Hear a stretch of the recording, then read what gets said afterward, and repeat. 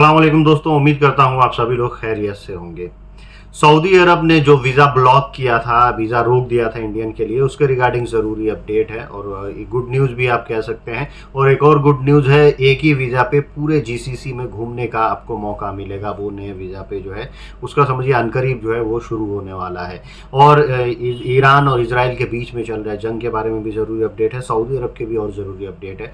और जो पड़ोसी देश हैं मिडिल ईस्ट में, उनका क्या हाल है इस जंग को लेकर के, उससे भी अपडेट आएगी। तो चलिए वीडियो की शुरुआत करने से पहले आपसे गुजारिश करता हूँ, अगर आप लोग मेरे चैनल पर नए हैं तो चैनल को सब्सक्राइब करके ऑल नोटिफिकेशन ऑन कर ले। फेसबुक इंस्टाग्राम पर अभी तक फॉलो नहीं किया है तो आप मुझे फॉलो कर सकते हैं। आपके कुछ भी कंसर्न डाउट ट्रैवलिंग के रिगार्डिंग है गल्फ कंट्रीज में तो आप मुझसे जुड़ सकते हैं। सबसे पहले बात करते हैं ट्रैवलिंग के रिगार्डिंग।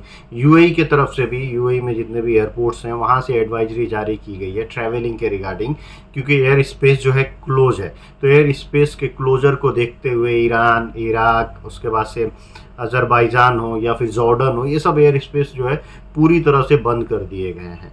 अब जो फ्लाइटें यहाँ से आती जाती हैं, कई फ्लाइटें कैंसिल हो गई हैं। तो ये बताया जा रहा है कि इसके वजह से, एयर स्पेस जो है क्लोजर के वजह से, जितने भी यात्री हैं जो दुबई से आना जाना है उनका, वो लोग जो है एक बार अपनी फ़्लाइट का स्टेटस चेक कर लें, एयरलाइंस में बात कर लें, फिर जो है एयरपोर्ट पहुंचे। ऐसा ही सऊदी अरब ने भी एडवाइजरी जारी किया है। ऐसा सऊदी अरब में भी हो रहा है क्योंकि इन लोगों के एयर स्पेस से भी जो है ना मिसाइलें गुजर रही हैं।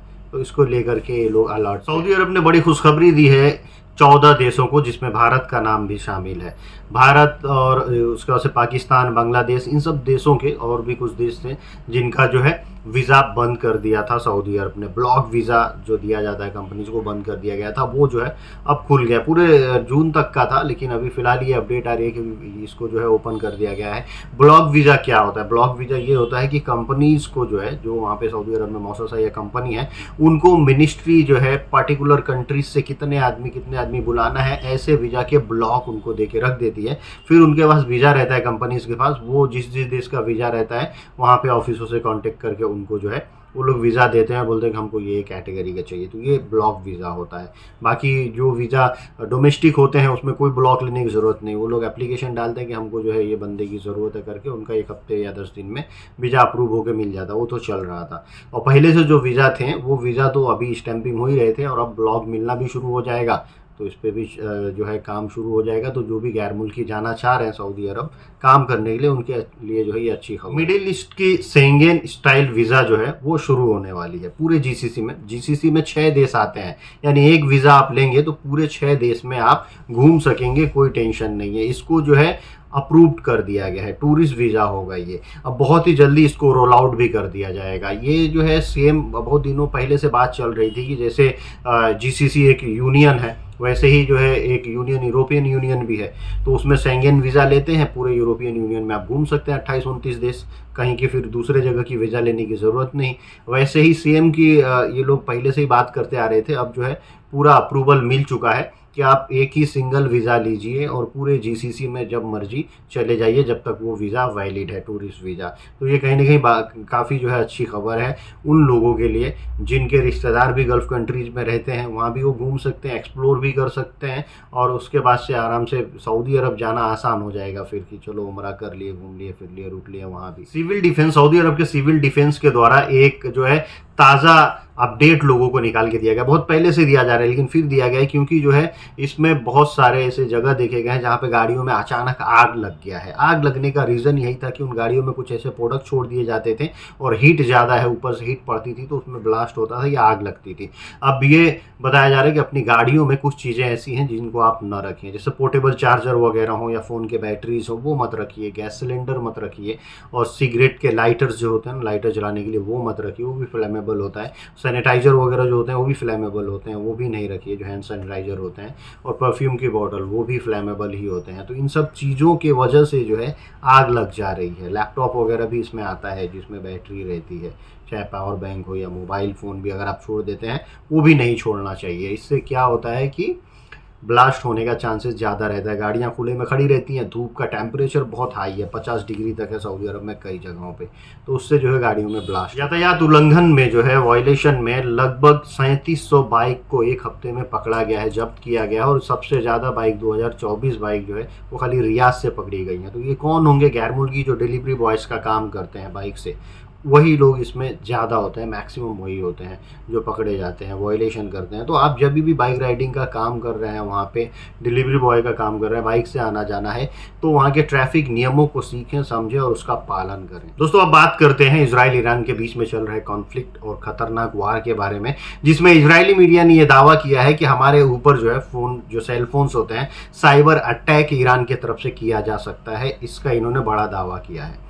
ये हो सकता है, और ये भी ईरान, इजरायली जो लोग हैं, इजरायली मीडिया ये भी ये दावा कर रही है, इजराइल के जो भी मिनिस्ट्रियल लेवल के लोग हैं वो ये कह रहे हैं कि एक अटैक जो हमने पेजर अटैक किया था हिजबुल्लाह पे, उससे ख़तरनाक और अटैक जो है ये हो सकता है तेहरान में या फिर ईरान पे। अब यूएस ने बोला है कि ईरान के तेहरान शहर को खाली कर दिया जाए, और ये भी इजराइल भी बोलते आ रहे हैं क्योंकि हम ये तेहरान में ख़तरनाक तबाही मचाने वाले हैं। और वहाँ से ईरान ने भी बोल दिया है कि तेल अवीव वगैरह को, इसराइल को में जो तेल अवीव और हाइफा है, इन सब एरिया को खाली कर दिया जाए क्योंकि यहाँ पे ख़तरनाक अटैक होने वाले हैं। तो ये चीज़ें तो चली रही थी बीच में। अब चीन ने जो है इजराइल में, जो चीनी दूतावास है, उन्होंने कहा है जितने भी चीनी नागरिक इजराइल में है इस समय, इजराइल छोड़ के चले जाएं, इजराइल खाली कर दें। और ये चीज़ों को देखते हुए ऐसा लग रहा है कि चीन ये समझ चुका है कि और भी ख़तरनाक जो है हमले इजराइल के ऊपर होने वाले हैं, और ख़तरनाक से ख़तरनाक हमला जो है ईरान के तरफ से किया भी जा रहा है। एक आप लोगों ने देखा होगा, एक टीवी पे लाइव रिपोर्टिंग चल रही थी, और वो सरकारी टीवी चैनल है ईरान का, वहाँ पे अटैक हो गया। जो वहाँ पे एंकर थी, वो एंकर फिर वहाँ से भागी, फिर कुछ देर बाद फिर वो शुरू हो गया। लेकिन जो हमला किया गया था ईरान के टेलीविज़न, जो सरकारी टेलीविज़न चैनल है, जो मीडिया हाउस है, उसके ऊपर, तो जहाँ से इजराइल के जिस एयरबेस से वो हमला किया गया था, उस एयरबेस को ईरान ने अभी तबाह कर दिया गया है। ये भी दावा कर रहा है ईरान कि हमने उसको तबाह कर दिया है, उस एयरबेस को। और एक और अपडेट है जो कि कुवैत से, कुवैत में कल की डेट में अफरा तफरी मच गया इसके वजह से कि कुवैत के ऊपर से, उसके एयर स्पेस से जो है देखा गया कि बहुत सारी बैलिस्टिक मिसाइलें जा रही हैं। इसको देख के वहाँ पे टेंशन का माहौल हो गया। जॉर्डन में तो देखा ही जा रहा है क्योंकि जॉर्डन एकदम बीच में है इजराइल और ईरान के, तो वहाँ के लोगों में भी खलबली है। तो फिलहाल जो है, जो कुवैती सेना के जनरल हैं, उन्होंने कहा, वहाँ के जनरल स्टाफ ने, कि जो मिसाइलें गई हैं कुवैत के ऊपर से, वो कुवैत एयर स्पेस जो है उसके दायरे में नहीं आती, उसके और ऊपर से गई, उनका हाइट और ऊपर से चला गया। तो उसमें घबराने की बात नहीं, वो ईरान की तरफ से छोड़ी गई मिसाइलें थी। तो ऐसा जो है चल रहा है। तो जो भी खाड़ी देश हैं, जो आजू बाजू में आते हैं, उन लोगों में और वहाँ रह रहे लोगों में भी थोड़ी खलबली है, टेंशन का माहौल है उन लोगों में भी। और हो सकता है कि अगर ये वार जो है और विकराल रूप लेता है, तो जहाँ तक ये भी सुनने में आ रहा है कि ईरान जो है मुस्लिम देशों से ये कह रहा है कि हम मिलकर एक इस्लामिक आर्मी बनाएं, तो हो सकता है अगर इस पर भी चर्चा हो तो और ख़तरनाक हो सकती है, और वर्ल्ड वार की तरफ जो है ये लड़ाई निश्चित रूप से जा भी सकती है। आज की वीडियो को तो यहीं समाप्त, मिलते हैं अगली वीडियो में। Thank you guys, thank you for watching.